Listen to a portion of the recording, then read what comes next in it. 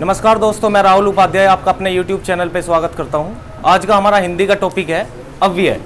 और कल भी हमने अव्यय पढ़ा था, लेकिन अव्यय में आपको मैंने भेद बताए हैं। बताओ कितने भेद बताए हैं अव्यय के? 4 भेद बताए हैं, जिसमें हमने सबसे पहले पढ़ा क्रिया विशेषण। क्रिया विशेषण, देखो ये अव्यय का टॉपिक बहुत इंपॉर्टेंट है। इसमें 4 टॉपिक आ जाते हैं, अपने आप में 4 टॉपिक हैं। हिंदी में अगर आता है तो 4 क्वेश्चन यहाँ से आने की पूरी संभावना होती है, क्योंकि टॉपिक ही 4 हैं। इसके बाद में समुच्चय बोधक, समुच्चय बोधक अव्यय। फिर इसके बाद में हमने पढ़ा संबंध बोधक, संबंध बोधक। और उसके बाद में विस्मयादि बोधक, विस्मयादि बोधक। ये हैं 4, और इन चारों को हमें पढ़ना है। इसमें से हम क्या कंप्लीट कर चुके? क्रिया विशेषण। जिसने वो वीडियो नहीं देखी है, वो क्लास नहीं ली है, वो ले लेना, ठीक है। इसी पे हमारे चैनल पे पड़ी हुई है। इसके बाद में आज का जो हमारा टॉपिक है ये है समुच्चय बोधक। तो आज हम स्टार्ट करेंगे समुच्चय बोधक को। तो हेडिंग आप डालेंगे समुच्चय बोधक, समुच्चय बोधक अव्यय। ये अव्यय के प्रकार चल रहे हैं, ठीक है। क्रिया विशेषण में हमने आपको प्रैक्टिस के लिए भी बताया है, और क्रिया विशेषण जो हमने टॉपिक कल कराया उसके टेलीग्राम में कुछ क्वेश्चन भी दिए हैं, और टेलीग्राम का लिंक मैंने आपको डिस्क्रिप्शन में दे रखा है, आप उसमें से देख सकते हैं, उसे ज्वाइन कर सकते हैं, ठीक है। चलो, समुच्चय बोधक। अगर मैं इसकी परिभाषा की बात करूं, परिभाषा समुच्चय बोधक की, देखो समुच्चय का मतलब क्या होता है? समुच्चय का मतलब होता है जोड़ना। क्या होता है इसका मतलब? जोड़ना। तो इसकी परिभाषा हम लिखेंगे, किसी भी 2 वाक्य को जोड़ने में या अलग करने का काम करते हैं।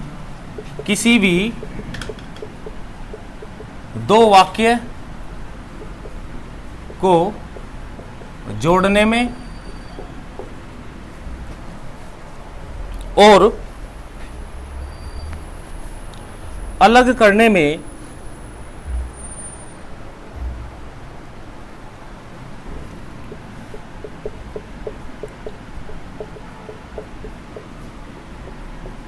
अलग करने का काम करते हैं। अलग करने का काम करते हैं। किसी भी 2 वाक्य को जोड़ने में या उन्हें अलग करने में ये कार्य करते हैं, उन्हें समुच्चय बोधक कहते हैं। उन्हें समुच्चय बोधक कहते हैं, ठीक है। तो इसका मतलब समुच्चय का जोड़ना और अलग करना, ये दोनों में काम करेगा, ठीक है। क्योंकि इसके पार्ट्स हैं, अभी भाग है, बताऊंगा इसके। किसी भी 2 वाक्य को जोड़ने में और अलग करने का काम करते हैं, उन्हें समुच्चय बोधक कहते हैं। ये तो सिर्फ परिभाषा है। मान लिया हम तुम नोट्स बना रहे हो, इसके बारे में भी पता होना चाहिए समुच्चय बोधक क्या है, ठीक है। तो ये इतनी काम की नहीं है परिभाषा हमारी। देखो, 2 वाक्यों को जोड़ना क्या कहलाता है? अगर आपसे पूछा जाए, ये नोट कर लिया आपने?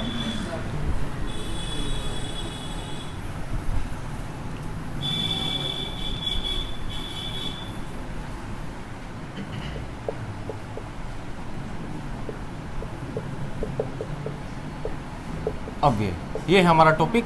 और इसमें देखो, 2 वाक्यों को अगर जोड़ना हो, 2 वाक्यों को जोड़ना, उसको बोलते हैं समानिधिकरण। क्या कहते हैं? समानिधिकरण। 2 वाक्यों को जोड़ने को हम क्या बोलते हैं? समानिधिकरण। और 2 वाक्य को अलग करने, 2 वाक्यों को अलग करने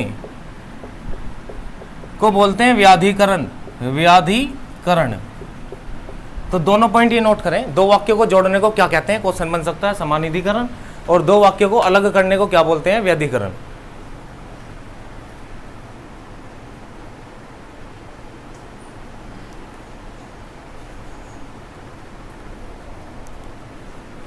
अब इसकी किताबी परिभाषा और लिख लो, वो तो हमने अपनी भाषा में लिखी थी। अब इसकी किताबी भाषा लिखेंगे समुच्चय बोधक अव्यय की।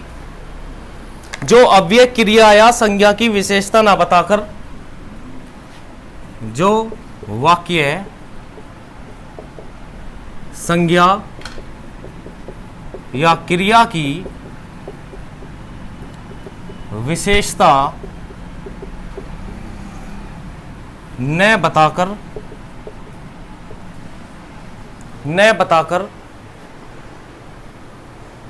शब्दों, वाक्यांशों या वाक्यों को जोड़ने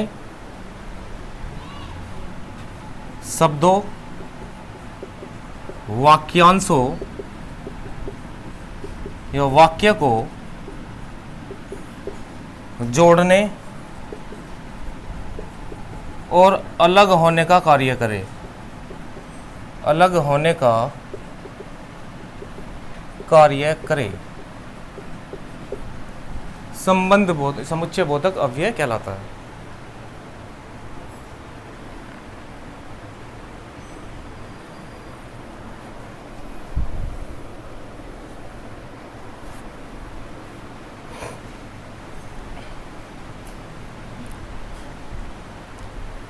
कर लिया भाई नोट?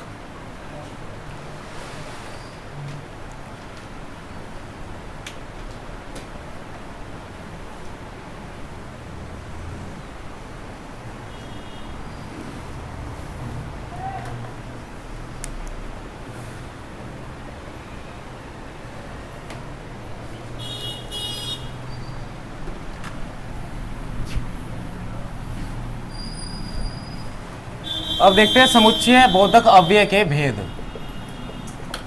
देखो भेद होते हैं दो ही। कितने होते हैं? दो। अब ये जो दो मैंने आपको बताए ना, एक तो समानिधिकरण, समानिधिकरण, और एक बताया आपको व्यधिकरण। बस यही है भेद इसके, व्यधिकरण। आपको बताया समानिधिकरण का मतलब क्या है? दो वाक्यों को जोड़ना, ठीक है। और व्यधिकरण का मतलब क्या है? दो वाक्यों को अलग करना, ठीक है। दो वाक्यों को जोड़ना और दो वाक्यों को अलग करना। अब देखो भाई, ये जो समानिधिकरण है ना, दो वाक्यों को जोड़ना, इसके अपने आप में चार भेद होते हैं। लिखेंगे, इसके चार भेद हैं। इसके चार भेद हैं।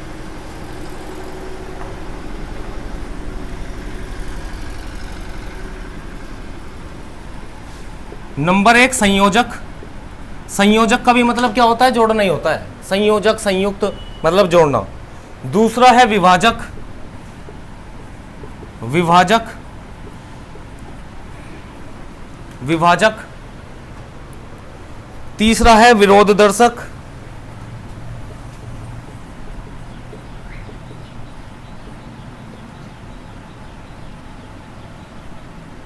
और चौथा है परिमाण दर्शक।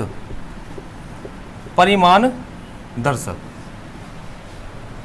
संयोजक, विभाजक, विरोधदर्शक और परिमाण दर्शक, ये इसके प्रकार है भाई।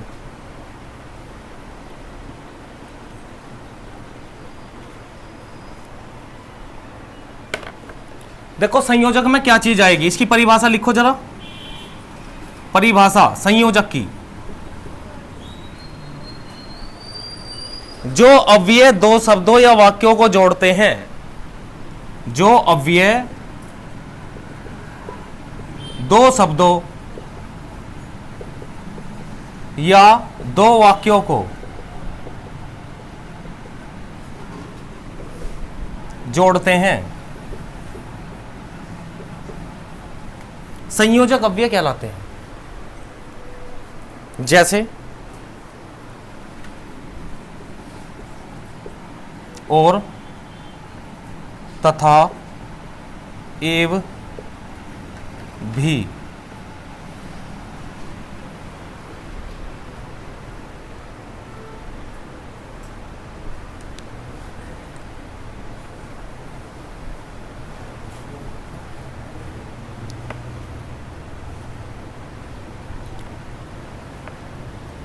लिख लिया है?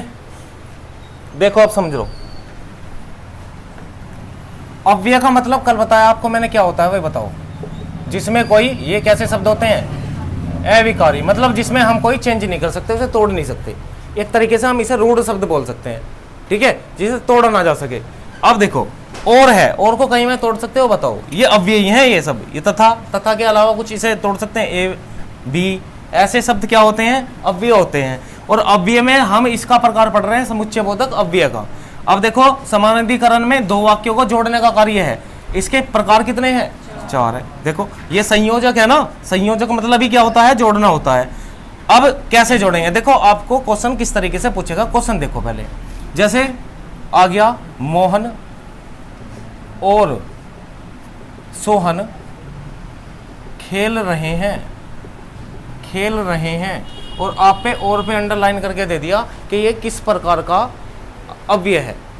ठीक है, तो पहले तो समानाधिकरण। ठीक है, अगर समानाधिकरण ऑप्शन में नहीं है तो फिर, ठीक है, बात समझ में आई। देखो इसे भी जोड़ते हैं, सीता तथा गीता कल दिल्ली जाएंगी। भाई जोड़ने का ही तो काम है, और का था का। इसके बाद में एव, मैं एवं मेरा भाई कल दिल्ली जाएंगे। ठीक है, मैं और मैं भी तो इसलिए जुड़ता है, मैं भी, ठीक है, जाऊंगा। तो भी का मतलब भी क्या होता है कि जोड़ना होता है, तो भी यहीं पे काम करेगा, ये संयोजक। बात समझ में आई। देखो इसमें कोई बड़ी बात नहीं है, जोड़ने का काम और तथा एवं और भी के द्वारा किया जाता है। ठीक है, बताओ यहां तक किसी को डाउट हो तो बोलो। नेक्स्ट लिखो तो विभाजक। विभाजक, विभाजक का मतलब देखो यहां पे है चॉइस। किससे है? चॉइस से। अब देखो लिखो, इसकी परिभाषा लिखेंगे, जो अव्यय दो या दो से अधिक शब्दों या वाक्यों में से, जो अव्यय दो या दो से अधिक शब्दों और वाक्यों में से, या लिखेंगे, या वाक्यों में से, या वाक्यों में से एक या अधिक का त्याग कर दे, एक या अधिक का त्याग कर दे, त्याग कर दे मतलब छोड़ दे। ठीक है, विभाजक का मतलब ही क्या है, देखो चॉइस कर रहे हैं बहुत सारी चीजों में। विभाजक का मतलब क्या बताया आपको मैंने हिंदी में? चॉइस, मतलब बहुत सारे शब्द हैं और उसमें से हमें किसी चीज का त्याग करना मतलब छोड़ना है। तो यहां पर देखो परिभाषा यही है, जो अव्यय, अव्यय मतलब ऐसा शब्द, देखो परिभाषा को समझा करो। अव्यय का मतलब है ऐसा शब्द जो तोड़ा ना जा सके, जिसमें कोई चेंज ना हो, बदलाव ना हो। ठीक है, दो या दो से अधिक, या तो दो शब्द आ जाए या उससे अधिक आ जाए, शब्द आ जाए या वाक्य आ जाए पूरे। ठीक है, वाक्य कैसे, जैसे मैंने ये वाक्य है पूरा। ठीक है, शब्द यहां तक हो जाता है, ये मोहन और सोहन ये शब्द हो जाते। ठीक है, शब्दों या वाक्यों में से एक या अधिक का त्याग कर दें, या तो केवल एक ही छोड़ दें या उससे ज्यादा छोड़ दें, वो क्या कहलाएगा? वो विभाजक कहलाएगा। समझ में आई बात? अब देखो इसमें जैसे लिखेंगे, सबसे पहले तो या ही लिख लो। या बताओ लगाते हैं ना, या मैं या मेरा भाई, सोहन या मोहन, मतलब एक ही काम करेगा उसमें कोई, तो भाई या तो सोहन का त्याग होगा या किसका होगा? मोहन का। ठीक है, या तो मोहन को छोड़ेंगे या सोहन को, सोहन या मोहन। ठीक है, तो या लिखें, अथवा या चाहे चाहे,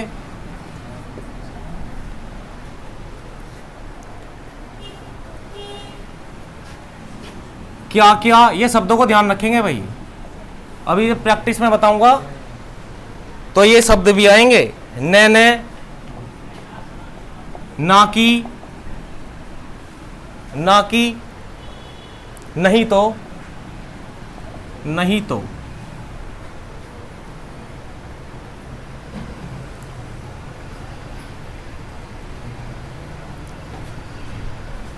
देखो, चाहे तुम खाओ या चाहे तुम खाओ या चाहे तुम्हारा भाई खाए, है ना? चाहे का मतलब क्या है? एक ही खाएगा। भाई सपोज करो कहीं से दावत आई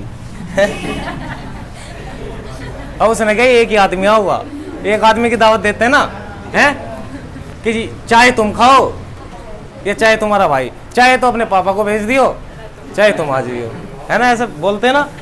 तो बस ये है ना। अब तुम देसी एग्जाम्पल ही ले रहे हो मेरे से।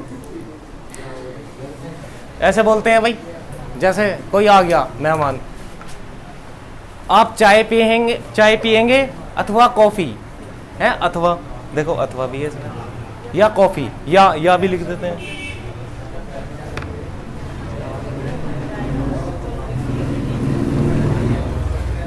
ठीक है, प्रैक्टिस करवाऊंगा, टेंशन मत लो। नेक्स्ट लिखेंगे, आसान है बहुत ज्यादा ये, बस शब्द ध्यान रखने की कौन सा किस में आ रहा है। जैसे हमने क्रिया विशेषण में शब्द याद रखे, इसी तरीके से इसमें भी रखने हैं। विरोध दर्शक, विरोध, देखियो विरोध में मान लिया हम जो है सपोज करो सरकार का विरोध कर रहे हैं, अगर हम सरकार का विरोध कर रहे हैं, एक को तो क्या बताएंगे खराब, जो उसमें होगी सत्ता में, ठीक है, और दूसरी जो सत्ता में नहीं है उसे बताएंगे अच्छी, है ना, फिर वो वाली सत्ता में आ जाएगी, फिर वो खराब हो जाएगी अगले चुनाव में, ठीक है, फिर दूसरी कौन सी हो जाएगी अच्छी, क्योंकि इनसे तो वही ठीक थे हैं। तो भाई मनुष्य की इच्छा है, इच्छा अपरंपार है इच्छा भी, ठीक है। तो यहाँ पे लिखेंगे, हाँ विरोध का मतलब क्या होता है, एक को अच्छा बताना, या इसकी आप परिभाषा लिखो, पहले परिभाषा लिखेंगे, परिभाषा से समझे, लिखो जो अव्यय दो वाक्यों में पहले का दूसरे से निषेध हो, जो अव्यय वाक्य के, जो अव्यय वाक्य के, जो अव्यय दो वाक्यों में पहले का, अरे क्या लिख रहा हूं, जो अव्यय दो वाक्यों में पहले का, दिखाई दे रहा है भाई पीछे, हाँ, पहले का दूसरे के द्वारा निषेध हो, पहले का दूसरे के द्वारा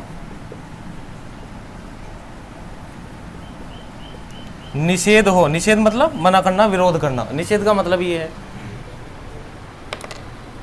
या उनकी न्यूनता प्रकट करते हैं, या उनकी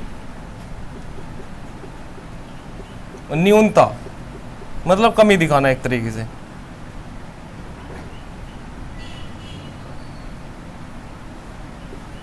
न्यूनता प्रकट करते हैं, विरोध दर्शक कहलाते हैं। ठीक है,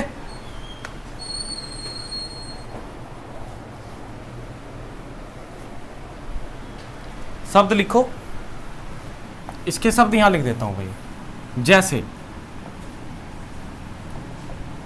पर, परंतु, पर, परंतु, लेकिन, लेकिन, वरन, मगर, मगर, बल्कि, किंतु, बल्कि, किंतु।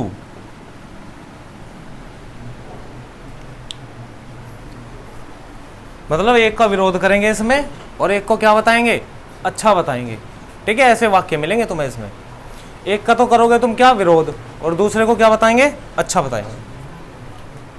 दो एग्जांपल एक है, लिखो तो,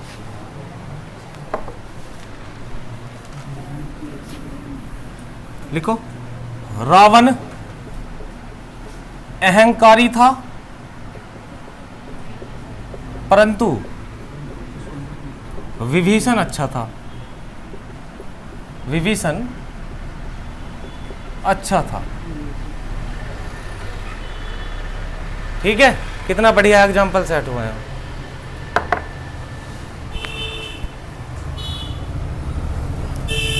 परंतु विभीषण अत्यंत विनम्र था। ठीक है, मतलब अच्छा था। रावण अहंकारी था परंतु विभीषण अच्छा था। देख लो, परंतु ये अव्यय है, इसे हम तोड़ नहीं सकते। सबसे पहले तो यही चेक करना है तुम्हें। ठीक है, दूसरी बात, यहां पर कौन सा अव्यय है, ये तो कौन सा अव्यय है, समुच्चय बोधक है। समुच्चय बोधक में कौन सा, समानिधिकरण, और समानिधिकरण में भी कौन सा, विरोध है। देखो ये चार्ट है पूरा, ये इसका प्रकार है, ये इसका है और इसके ये। ठीक है, इसलिए ये बना रखा है मैंने। और लोगे एक दो एग्जाम्पल? चलो ले।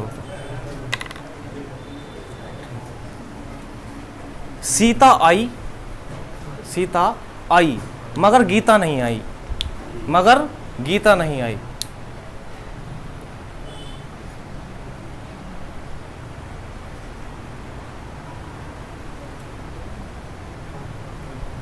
मगर, मगर तो देखो तुम अपनी जो सामान्य लैंग्वेज है उसमें ज्यादा प्रयोग करते हो इसका, मगर का। मैं गया लेकिन मेरा भाई नहीं गया। बोलते हैं ना भाई कहीं से दावत है, कहा न कौन गया, न मैं गया मगर मेरा भाई नहीं गया, लेकिन मेरा भाई नहीं गया। ठीक है, चलो नेक्स्ट लिखो। समझ गए भाई?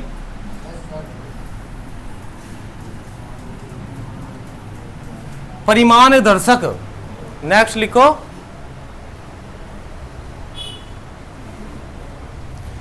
जो अव्यय परिणाम या फल को सूचित करे, यहां तुलने वाली चीज नहीं है, ध्यान से सुनो। जो अव्यय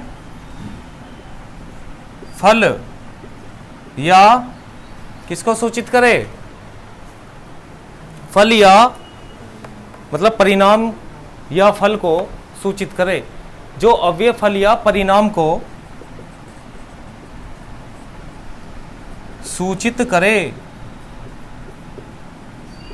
परिणाम दर्शक कहलाता है। अरे यार यहां पे परिमाण लिख रखा है हमने, ये परिणाम है। देखो परिमाण का मतलब क्या होता है? तुलने वाली चीजें। ठीक है, ये परिणाम दर्शक है, इसे सही करेंगे। जो अव्यय फल या परिणाम को सूचित करे।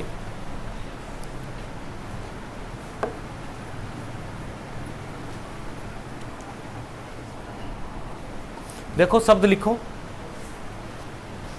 यहां लिख रहा हूं भाई, दिखाई देगा आपको यहां। तो जैसे लिखेंगे इसलिए क्योंकि, इसलिए क्योंकि, इसलिए क्योंकि, इस वास्ते, इस वास्ते, सो अतः, सो अतः, अतएव, अतएव, इस कारण, ऐसे शब्द है इसमें।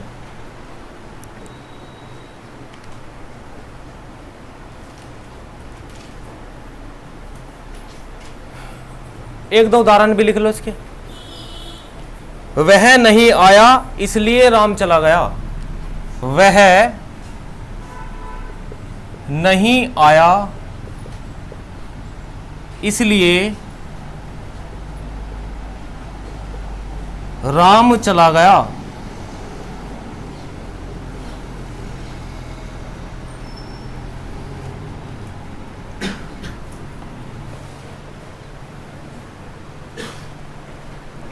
सूर्य नहीं उगा क्योंकि बादल छाए थे।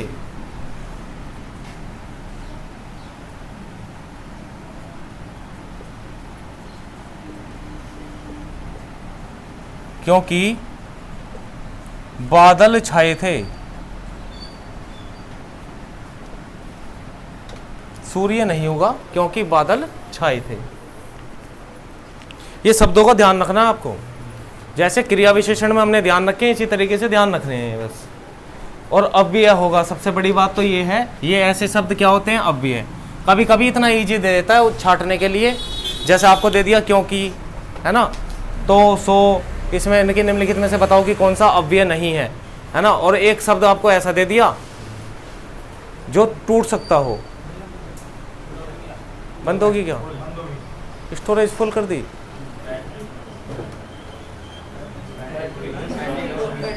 बैटरी डाउन चल रही है? देखियो अरे ये अक्षर तुम देखो।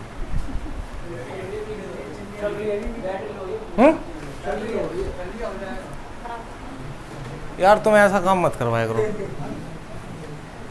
है? मैं एडिट नहीं करता, ऐसे डालता हूँ। कोई दिक्कत नहीं है, पालक तो अपने ही देख रहे हैं। चलो, तो ये बात समझ में आई भाई।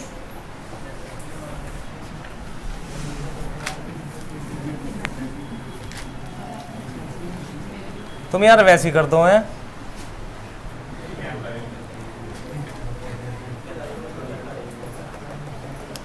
तो ये हमारा जो है समानाधिकरण हुआ कंप्लीट।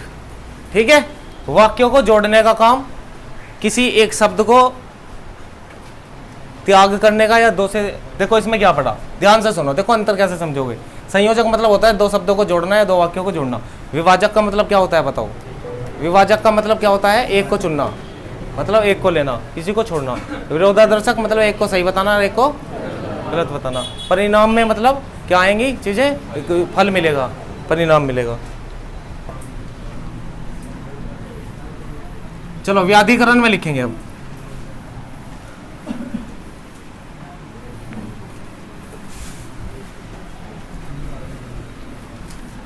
व्याधिकरण में लिखो,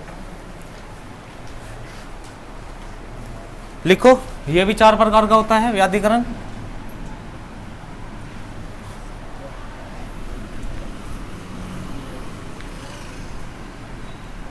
व्याधिकरण, और व्याधिकरण का मीनिंग क्या था भाई?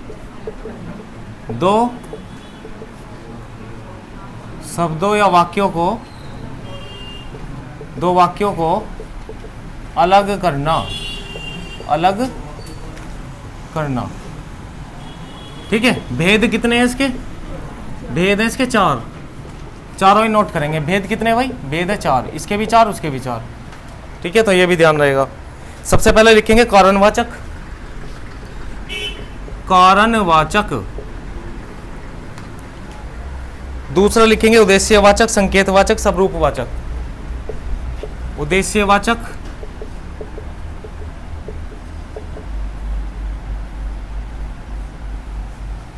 उद्देश्यवाचक मतलब किसी चीज का उद्देश्य है। फिर संकेतवाचक, संकेतवाचक,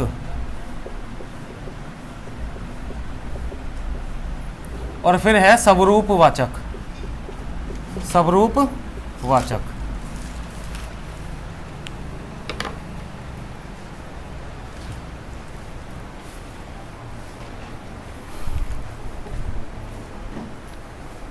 कारणवाचक में लिखो,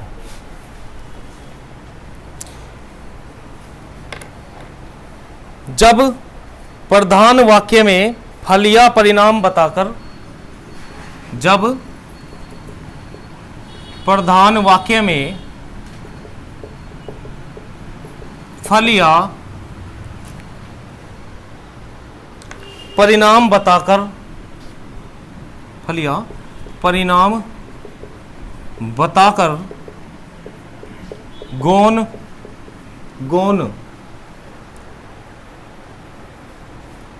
में उसका कारण बताया जाए, गौण में उसका कारण बताया जाए, गौण में उसका कारण बताया जाए, तो दोनों को जोड़ने वाला अव्यय, तो दोनों को जोड़ने वाला अव्यय, दोनों को जोड़ने वाला अव्यय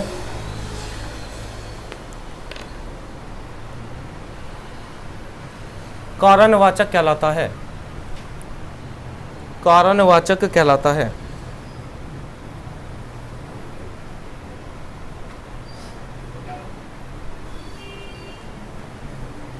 देखो मैंने दो चीजें बताई हैं अभी। एक तो समानाधिकरण में देखा हमने, कौन सा? यही फल वाला ही, जिसमें परिणाम होगा। देखो इसमें अंतर समझाता हूं आपको मैं। एक तो बताया आपको मैंने परिणाम वाला, ये किसमें बताया है बताओ?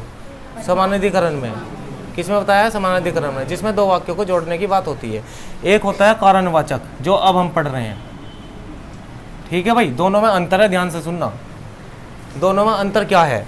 देखो इसमें क्या होगा, इसमें पहले, इसमें पहले होगा कारण। ठीक है, इसमें पहले क्या बताएगा? वो कारण बताएगा। और रिजल्ट देगा बाद में, रिजल्ट बाद में। ठीक है, कारणवाचक में कैसी चीजें आएंगी? उसका उल्टा है, पहले रिजल्ट बाद में कारण, पहले रिजल्ट और बाद में कारण। ठीक है, कभी दिमाग में खिचड़ी पका लो तुम कि जी ये तो एक सही है, परिणाम वाला भी और कारणवाचक भी। अभी देखियो जब प्रैक्टिस होएगी। ठीक है, अभी तो तुम लिख रहे हो, अभी तो यूँ सोच रहे होगे कि पता नहीं जी क्या चल रहा। मैंने तुमसे क्या कहा, स्किप नहीं करवा रहा कुछ भी चीज़ में, और ना मैं करवाने का स्किप, क्योंकि फिर बच्चे के हो गए क्वेश्चन गलत। तो मैं चाहता नहीं क्वेश्चन गलत हो व्याकरण से, कोई कम से कम ऐसा तो हो कि हाँ भाई देखो साहित्य की तो बात है, वो याद करने वाली चीज़ है। ठीक है, विलोम शब्द पर्यायवाची, लेकिन कम से कम ये तो कह सको भाई हाँ हमारी व्याकरण जो है अच्छी है, व्याकरण में हम गलत नहीं करेंगे क्वेश्चन। तो ये तभी नहीं होंगे गलत भाई, इतनी आसान चीज़ नहीं है। गलत तभी नहीं होंगे जब ये व्याकरण तो ये चीज़ है। बालक सोचते हैं रस छंद अलंकार और समास संधि करके व्याकरण होगी कंप्लीट, व्याकरण कंप्लीट नहीं हुई। ठीक है, गलत तो ऐसे ही करते हैं बालक। देखो गलती कहाँ से करता है, एक तो अव्यय सबसे ज़्यादा आता है, अव्यय में 4 चैप्टर है। उसके बाद में काल में गलती करता है, काल जो भूतकाल भविष्यकाल है और वर्तमान काल, अभी पढ़ा है नहीं है ये मैंने। ठीक है, इनमें बहुत ज़्यादा गलती होती है। फिर होती है उसकी संज्ञा सर्वनाम में भी गलत कर देता है, विशेषण में। ठीक है, कि कौन सा पर्याय विशेषण है, कौन सा क्या है। तो टेंशन मत लो, अभी रुक जाओ, प्रैक्टिस करेंगे। चलो देखो, लिखो। जैसे इसमें कैसे शब्द आएंगे, इसमें भी ऐसे ही आएंगे। जैसे क्योंकि, क्योंकि कारण इसलिए, कारण इसलिए,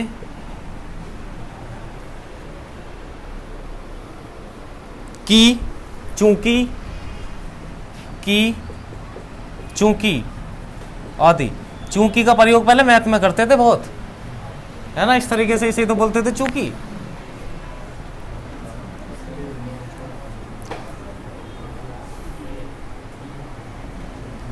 अच्छा तुम सोच रहे होगे, देखो इसमें और इसमें अंतर समझाऊं मैं तुम्हें उदाहरण से समझाऊं, समझो।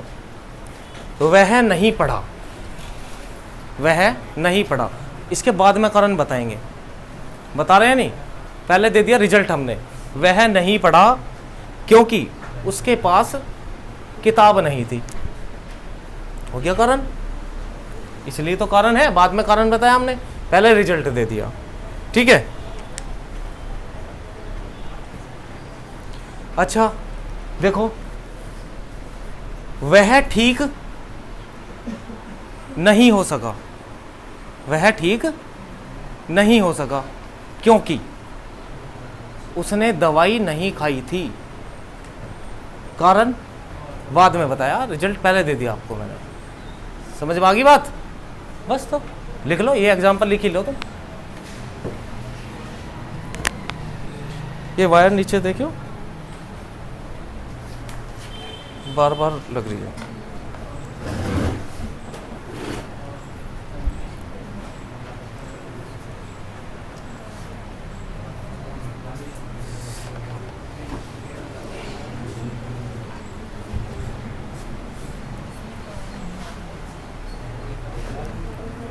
लिख लिया भाई?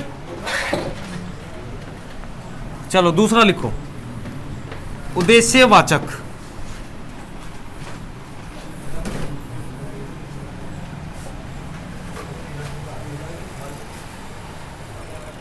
परिणाम में देखो, परिणाम में एक एग्जांपल परिणाम का भी ले लो। वह पास हो जाता अगर वह पढ़ता, तो वो परिणाम हो गया नहीं हो गया?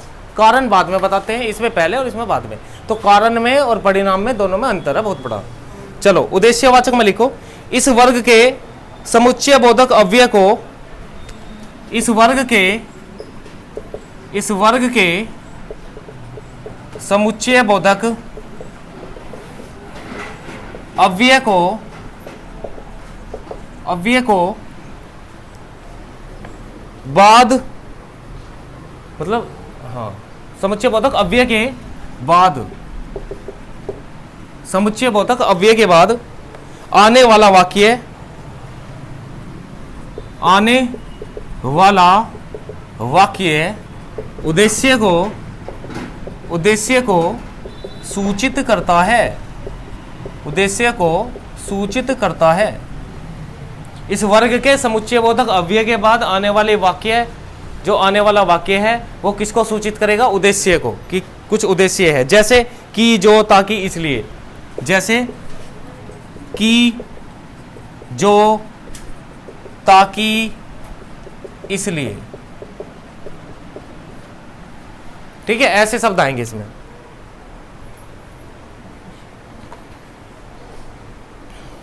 उद्देश्य मतलब देखो एक एग्जांपल, दौड़ो ताकि स्वस्थ रहो।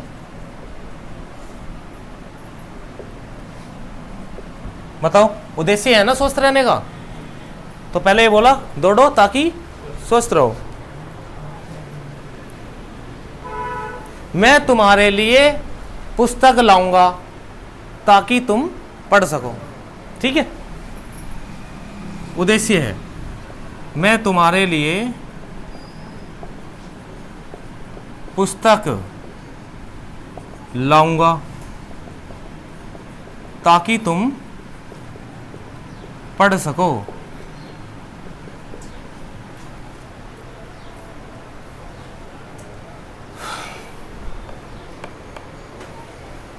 बताओ भाई, कर लिया नोट?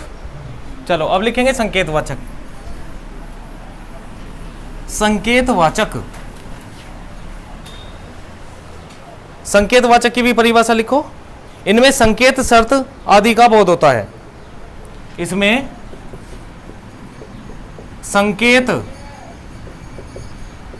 शर्त आदि का बोध होता है। संकेत, शर्त आदि का बोध होता है। जैसे यदि, अगर, तो, जो।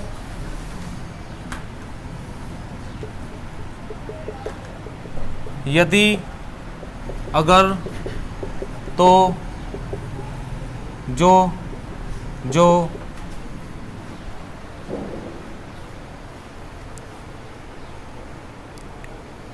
पर, चाहे, परंतु, पर, चाहे, परंतु, यद्यपि, आदि आदि।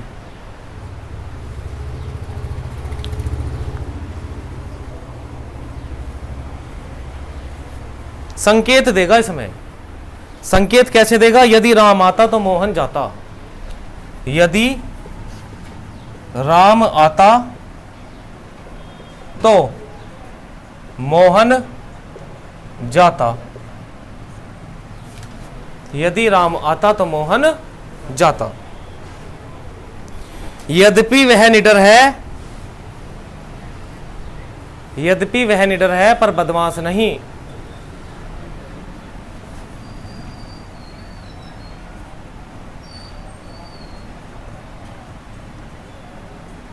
निडर है पर बदमाश नहीं।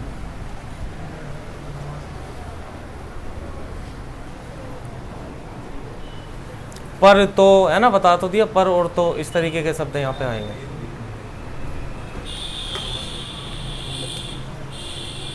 ठीक है भाई, अगला लिखो सबरूपवाचक।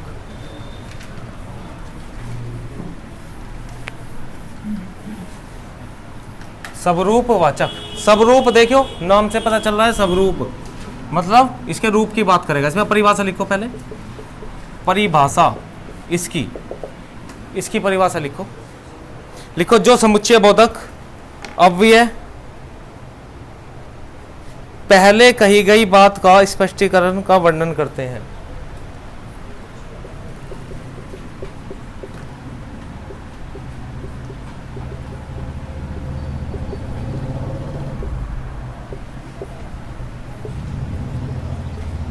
पहले कही गई बात का स्पष्टीकरण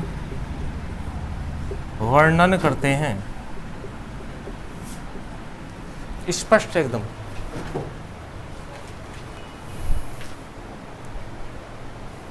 जैसे कि, यानी जैसे, कि, यानी जैसे, कि, यानी जैसे, अर्थात मानो आदि, अर्थात मानो आदि। ठीक है, देखो, मुझे डर है कि वह पकड़ा ना जाए। मुझे डर है कि वह पकड़ा न जाए।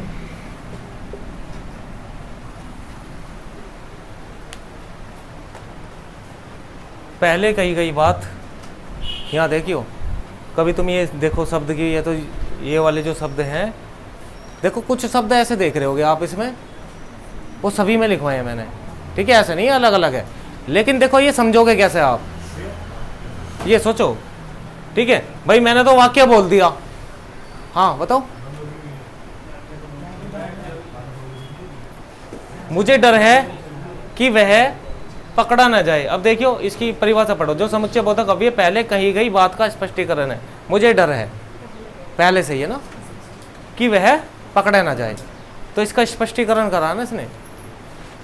देखो ऐसा है, ये जो मैंने आपको समुच्चय बोधक अव्यय बताए हैं, बच्चों को बहुत ज़्यादा डाउट होते हैं इसमें, तो एक क्लास हमें जो है इसकी समुच्चय बोधक की प्रैक्टिस की लेनी है कि किस तरीके के क्वेश्चन आते हैं और हम कैसे सही करेंगे। ये सही कब होंगे, ये ऐसा नहीं कि तुमने रट ली के शब्द ये इस मारा। देखो वो सीमित है केवल क्रिया विशेषण तक। ठीक है, क्रिया विशेषण में शब्द सब में अलग अलग आए थे, जो कल हमने पढ़ा, एक दो शब्द रिपीटेशन हुआ था किसी किसी उसमें, लेकिन यहां पर देखो व्यधिकरण और समाधिकरण, ये इसके दो भाग हैं। इसमें शब्द भी आप एक से देख रहे होंगे, लेकिन इसमें जो क्वेश्चन आएंगे आपको, इसमें क्वेश्चन आएंगे इसकी परिभाषा के आधार पर। आपको सोचना है कि इसकी परिभाषा कैसी है। ठीक है, ये क्या सोच रहा है, क्या पूछ रहा है। ठीक है, उसके आधार पर आपको आंसर देने हैं। तो सबसे पहले आपको सिर्फ आपका ये काम है कि आज ये जितना कराया हमने समुच्चय बोधक पढ़ लिया, ये समुच्चय बोधक हुआ आपका कंप्लीट। मतलब समुच्चय बोधक में दो भाग, समानिधिकरण और इनका पता चल गया आपको कि भाई समानिधिकरण क्या होता है, व्याधिकरण क्या होता है, दो वाक्यों को जोड़ना और दो वाक्यों को अलग करना। ठीक है, इसके भी 4 प्रकार हैं और इसके भी 4 प्रकार हैं। ठीक है, इसके भी 4 और इसके भी 4 प्रकार हैं। हालांकि एग्जाम में जो है, अगर मैं कांस्टेबल लेवल की बात करूं तो इसके भेद या 2 ऑप्शन और इनमें से आ जाते हैं, पर हमें ये थोड़ी ना पता है कि कौन सा ऑप्शन देते, कौन से भेद से देते। पढ़ना तो हमें सारा ही पड़ेगा। ठीक है, तो सारा ही आपको ये कंप्लीट करना है। आपको जो है इसके 2 या 3 दिन, 2-3 दिन, मतलब जब तक अब ये हिंदी की क्लास नहीं होगी, पहले इसकी जो है मैं आपको करवाऊंगा प्रैक्टिस, और आज इसके टेलीग्राम पे कुछ क्वेश्चन भी भेजूंगा इससे संबंधित। तो इतने तो आप पढ़ लोगे शाम तक इसे। शाम तक इसे मेरे कहने से 2 बार रिवाइज करना और परिभाषा को समझने की कोशिश करना कि किसमें क्या चीज़ें आएगी। देखो हर टॉपिक इतना आसान नहीं होता। कभी आप ये सोच रहे हो भाई सब सारे टॉपिक हमें आसानी से ही समझ में आ जाएंगे। कुछ टॉपिक ऐसे भी तो होते हैं जिसमें सोचना पड़ता है हमें। बच्चा क्या सोचता है कि बस आसानी से सारा समझ में आ जाए। देखो जो आसानी से समझ में आ रहा है, अगर तुम्हारे वो आसानी से समझ में आ रहा है ना, तो दूसरे बालक के भी आसानी से ही आ रहा है वो। और जिसमें तुम्हें लग रहा है तुम्हें एफर्ट्स लगाने पड़ रहे हैं समझने के लिए, प्रैक्टिस ज़्यादा करनी पड़ रही है, तो वो ये समझ लो कि वो टॉपिक आता है सिर्फ तुम पे ही, या जो ज़्यादा एफर्ट्स लगाएगा उसके आएगा फिर वो। ठीक है, अब ये देखो शब्द सारे एक से नहीं दिखाई दे रहे इसमें तुम्हें, और टीचर इसे स्किप करवाते हैं भाई। इस टॉपिक को ऊपर ऊपर से पढ़ा दिया छुट्टी, लेकिन मैंने इसमें कोई चीज़ आपको स्किप नहीं करवाई। मैंने ये भेद तक पढ़ाई है, इसके आगे कुछ नहीं है इसमें। ठीक है, अब सिर्फ क्या बची, हमारी प्रैक्टिस बची इसकी, तो प्रैक्टिस हम कर लेंगे नेक्स्ट क्लास में। ठीक है, उम्मीद है आपको ये वीडियो अच्छी लगी होगी। अगर अच्छी लगी है तो प्लीज़ ज़्यादा से ज़्यादा लाइक करें, शेयर करें, सब्सक्राइब करें। धन्यवाद, जय हिंद। क्या हो गया?